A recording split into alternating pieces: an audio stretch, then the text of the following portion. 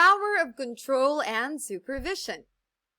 Control is essentially the power to alter or modify or nullify or set aside what a subordinate officer had done in the performance of his duties and to substitute the judgment of the former with that of the latter. On the other hand, supervision is the power or authority of an officer to see that subordinate officers perform their duties, and if the latter fail or neglect to fulfill them, then the former may take such action or steps as prescribed by law. The power to remove, inherent in the power to appoint, cannot be applied or exercised to officers or employees who belong to the classified civil service. The power of control merely applies to the exercise of control over the acts of the subordinate and not over the actor or agent himself of the act.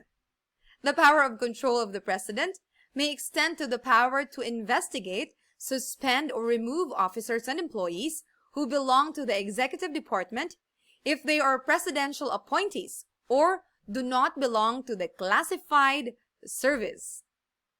The government exercises control over government-owned and controlled corporations which partake of the nature of an office.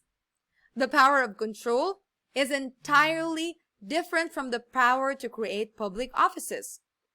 The former is inherent in the executive, while the latter finds basis from either a valid delegation from Congress or his inherent duty to faithfully execute the laws. So let us discuss illustrations on the power of control. In one case, it was held that the DENR Secretary has the power of control over the Provincial Mining Regulatory Board of Davao. Hence, it has the power to affirm with modification the latter's decision as to the declaration of the 729-hectare gold rush area in Mount Diwalwal as People's Small-Scale Mining Area.